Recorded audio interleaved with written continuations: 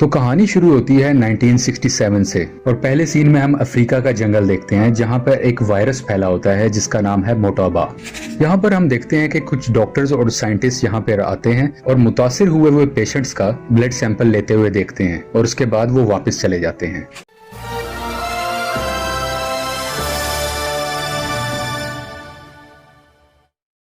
और कुछ ही देर में हम देखते हैं कि अमेरिकन आर्मी के जनरल्स एक हुक्म जारी करते हैं जिसमें वो कहते हैं कि इस गांव पर बम गिराकर तबाह कर दिया जाए ताकि वायरस को आगे फैलने से रोक सकें। अब मूवी हमें 28 साल के बाद आगे ले जाती और यहाँ पर हम अपने one of the main character Dustin Hoffman को देखते हैं जो इस मूवी में कर्नल सैम का किरदार अदा कर रहे हैं। सैम अपनी वाइफ के साथ रहता है जिसका नाम डॉक्टर रॉबी है। कुछ ही देर में सैम को जनरल की तरफ से एक कॉल आती है जिसमें वो लेवल 4 की डिटेल्स बताते हैं। अब बेसिकली लेवल 4 है क्या? लेवल 4 बेसिकली एक ऐसी डिजीज है जिसमें लाइफ के लिए हाई रिस्क होता है। अब इसकी मजीद डिटेल जानने के लिए सैम कर्नल से मिलने के लिए जाते हैं। यहाँ पे कर्नल सैम की मुलाकात डिफरेंट ऑफिसर से होती है जिसमें जनरल बिली भी शामिल होते हैं। मेजर सॉल्ट का ये फर्स्ट मिशन है कर्नल सैम के साथ और जब ये दोनों अफ्रीका के जंगलों में पहुंचते हैं जहाँ पे वायरस ब्रेक आउट हुआ होता है तो वहाँ देख के ये बहुत परेशान होते हैं क्योंकि सिचुएशन बहुत खराब हो चुकी है। यहाँ पर बहुत से लोग मर रहे होते हैं, खून की उल्टियां कर रहे होते हैं। ये देख के मेजर सॉल्ट बहुत परेशान हो जाता है और अपना हेलमेट उतार देता है और रोने लगता है। और यहीं पे एक रैंडम आदमी इनसे मिलता है और इन्हें बताता है कि ये वायरस हवा से नहीं फैलता, लेकिन ये उसे अनसुना कर देते हैं और तमाम सैंपल्स कलेक्ट कर वापस बरतानिया अपने मुल्क में आ जाते हैं। जब कर्नल सैम इस वायरस का टेस्ट कर रहे होते हैं अपनी एक हाईटेक लेबोरेटरी में तो इन्हें और इनकी टीम को पता चलता है कि ये मोटोबा वायरस है। ये वही वायरस है जो आज से 28 साल पहले भी आया था। और ये भी पता चलता है कि ये वायरस बहुत तेजी से फैलता है, यानी कि 1 घंटे में डबल हो जाया करता है, दुगना हो जाता है। और अगर एहतियाती तदबीर ना की जाए तो 24 घंटे के अंदर इंसान की मौत भी वाक़िया हो सकती है। और इस वायरस की एक अजीब बात ये भी होती है कि ना ये टच करने से यानी कि ना छूने से फैलता है और ना ही हवा से फैला करता है। मजीद इन्वेस्टिगेशन के बाद पता चलता है कि ये वायरस बंदरों से आया है और ये कोई ऐसा वायरस है जो मैन मेड है और इन बंदरों में किसी ने ये वायरस डाला गया है। और दूसरी तरफ हम देखते हैं कि साइंटिस्ट अभी भी अफ्रीका से बंदर लेके अपने दूसरे मुल्कों की तरफ जा रहे हैं ताकि उन पर मेडिकली एक्सपेरिमेंट्स किए जा सकें। सैम अपने सीनियर्स को ये सारी बात बताता है। अगले सीन में हम देखते हैं कि सैम अपने सीनियर्स को कहता है कि ये बीमारी बंदरों से आई है और जानवरों की तमाम इंपोर्ट एक्सपोर्ट अफ्रीका से फौरी तौर पर बंद की जाए क्योंकि ये हाई रिस्क का मामला है। लेकिन सैम के सीनियर उसकी बात को इग्नोर कर देते हैं और बहुत ज्यादा सीरियस नहीं लेते। अब हम देखते हैं कि एक शख्स अफ्रीका के जंगलों से स्मगलिंग करके एक बंदर को कैलिफोर्निया लेके आता है और रास्ते में जब बंदर पानी पी रहा होता है तो वो पानी पीते हुए उस शख्स पर पानी की कुली कर देता है, यानी कि वो अपने मुंह से पानी उस शख्स पर फेंक देता है। ये जो बंदा इस बंदर की स्मगलिंग कर रहा होता है इसका नाम होता है जेम्स स्कॉट। जेम्स इस बंदर को बेचने के लिए एक एनिमल शॉप पे जाता है। जब वो बंदा इस बंदर को जांच रहा होता है तो बंदर अपने हाथ से खुरेद देता है जिसकी वजह से वो जख्मी हो जाता है और उसका थोड़ा सा खून भी आ जाता है। जब दुकानदार गौर करता है कि ये बंदर नहीं बल्कि बंदरिया है, यानी कि फीमेल मंकी है, तो वो स्कॉट को वापस कर देता है और कहता है कि मुझे मेल बंदर की जरूरत है ना कि फीमेल की। इसी बंदर के हाथ में एक बनाना भी होता है जो दूसरा बंदर उसे छीन लेता है और वो भी खा लेता है। और यहाँ पे हमें ये चीज क्लियर हो रही होती है कि इस बंदर से वायरस स्कॉट में फैला और इसी बंदर की वजह से उस दुकानदार में और दूसरे बंदर ने जिसने इसका झूठा केला खाया। अब जब इसका बंदर नहीं बिका होता तो स्कॉट उसे करीबी जंगल में छोड़ देता है ये सोचकर के ये आजाद हो जाए और मुझे वापस जाना है। अब स्कॉट यहाँ से बॉस्टन जाने की तैयारी करता है, उसको अपनी फ्लाइट पकड़नी होती है। जब स्कॉट प्लेन में बैठा होता है तो इसकी तबीयत काफी खराब होती है और जब ये बॉस्टन पहुंच जाता है तो ये अपनी फ्रेंड से गले मिलता है और उसी वक्त स्कॉट बेहोश होके एयरपोर्ट पर ही गिर जाता है। दूसरी तरफ हम देखते हैं वो दुकानदार जो बंदर खरीदना चाह रहा था वो भी खून की उल्टी करता है और बीमार होकर हॉस्पिटल पहुंच जाता है। यहाँ पर एक लैब असिस्टेंट उस दुकानदार के खून का टेस्ट कर रहा होता है और इसी टेस्ट के दरमियान गलती से वो खून उसके चेहरे पर गिर जाता है और वो खुद को हॉस्पिटलाइज करवा लेता है क्योंकि वो सेंस रखता है और वो इस उम्मीद में रखता है कि वो जल्दी ठीक हो जाएगा। अगले सीन में हम रॉबी को देखते हैं जो कि कर्नल सैम की वाइफ है। ये पेशे से डॉक्टर होती है। जब रॉबी को स्कॉट के बारे में पता चलता है तो वो फौरन उससे मिलने के लिए जाती हैं, लेकिन जब तक वो पहुंचती हैं तो स्कॉट की डेथ हो चुकी होती है। तो रॉबी जब स्कॉट का पोस्टमार्टम करती है तो उसके जिस्म के तमाम अंदरूनी हिस्से ऑलमोस्ट पानी से भर जाते हैं। उसने ऐसा केस पहले कभी नहीं देखा होता और वो ये बात अपने हस्बैंड सैम से भी शेयर करती है। रॉबी ये भी बताती है अगर ऐसा ही केस 24 घंटे में दोबारा आया तो हम हाई अलर्ट इशू कर देंगे। अब हम ये देखते हैं कि वही लेबोरेटरी वाला असिस्टेंट अपनी फ्रेंड के साथ सिनेमा में मूवी देखने के लिए जाता है। वहाँ पर इसकी तबीयत थोड़ी सी खराब होती है और वो जोर जोर से खांसने लगता है, जिसकी वजह से वायरस दूसरे लोगों तक पहुँचने लगता है। लेकिन इसे इस चीज का रियलाइजेशन बिल्कुल भी नहीं होती। वो इसे एक नॉर्मल कफ समझ रहा होता है अब तक। और वो जब पानी पीने के लिए बाहर जाता है तो वहीं पे गिर जाता है और ये भी हॉस्पिटल में चला जाता है। कॉट और लेबोरेटरी वाला इंसान सिर्फ बीमार नहीं होते, बल्कि बहुत से लोग और भी बीमार होना शुरू हो जाते हैं। आहिस्ता आहिस्ता ये बीमारी फैल रही होती है और जिस हॉस्पिटल में सबसे ज्यादा ऐसे केसेस मौजूद होते हैं वहां पर डॉक्टर रॉबी अपनी टीम को लेकर जाती है। दूसरी तरफ कर्नल सैम भी कैलिफोर्निया पहुंच जाते हैं, क्योंकि कैलिफोर्निया में सबसे ज्यादा बीमारी फैल रही होती है। अब हम ये भी देखते हैं कि ब्रिगेडियर जनरल बिली फोर्ड अपने एसोसिएट से बात कर रहे होते हैं। उनके एसोसिएट उन्हें कहता है कि कैलिफोर्निया को तबाह करना ही सोल्यूशन है ताकि ये वायरस दूसरे शहरों में ना फैले। लेकिन बिली फोर्ड कहता है कि नहीं, हम सबको बचाएंगे। और इसी कॉल के बाद कैलिफोर्निया को यूएस आर्मी चारों तरफ से घेर लेती है ताकि कोई शख्स ना बाहर जा सके ना बाहर से कैलिफोर्निया में दाखिल हो सके।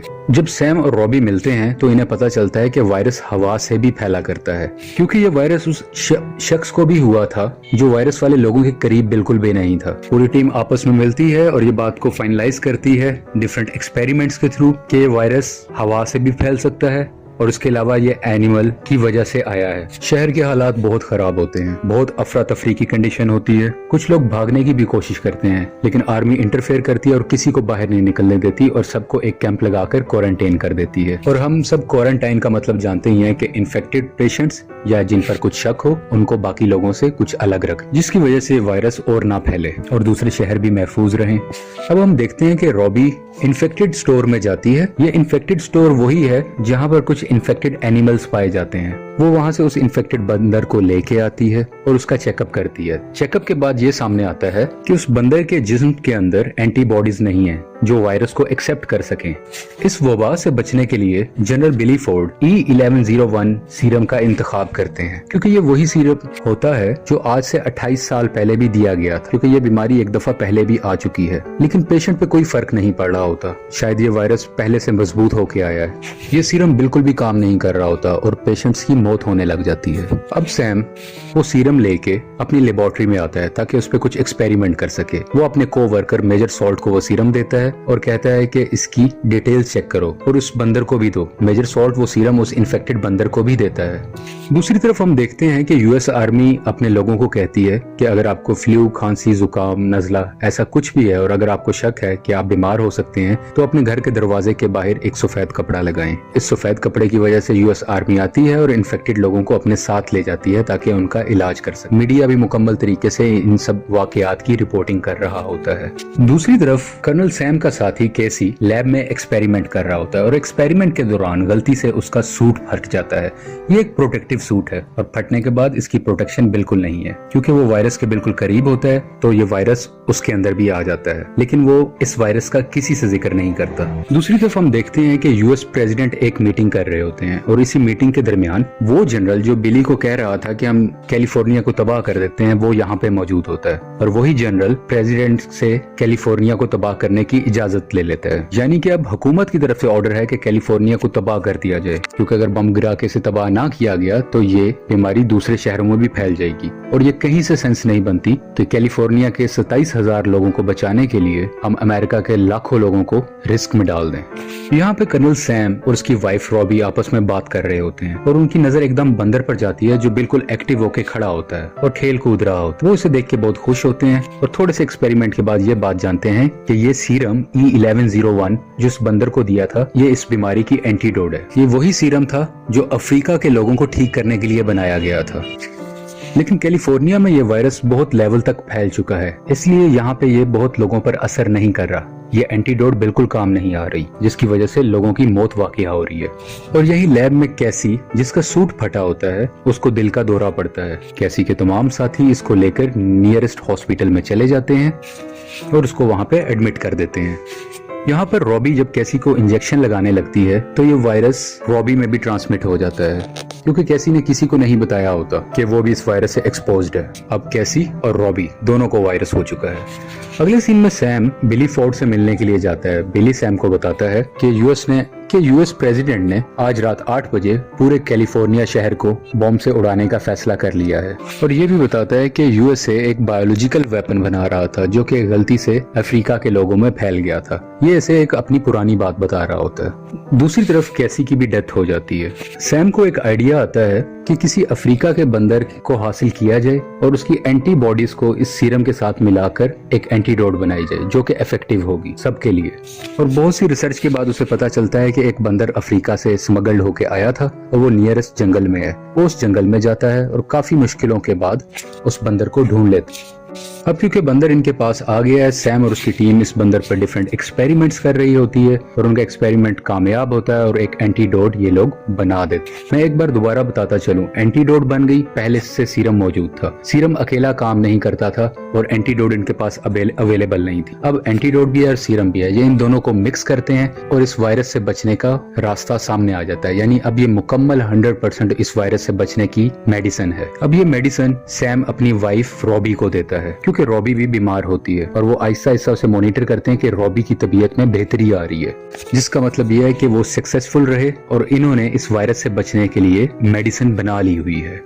हम देखते हैं कि 8 बजने के करीब होते हैं क्योंकि 8 बजे एक प्लेन ने आकर कैलिफोर्निया पर बॉम्ब से हमला करना था और अब ये दोनों यानी कि सैम और उसका साथी सॉल्ट एक हेलीकॉप्टर में बैठते हैं कि जल्द से जल्द हम उस प्लेन को किसी तरह से रोक सकें। सैम का उस पायलट से राब्ता होता है जिसे वो मना करता है कि बॉम्ब मत गिराओ, लेकिन वो उसकी नहीं सुनता तो जनरल बिली फोर्ड इंटरफेयर करता है और वो उस पायलट को शहर पे बम गिराने से रोक लेता है।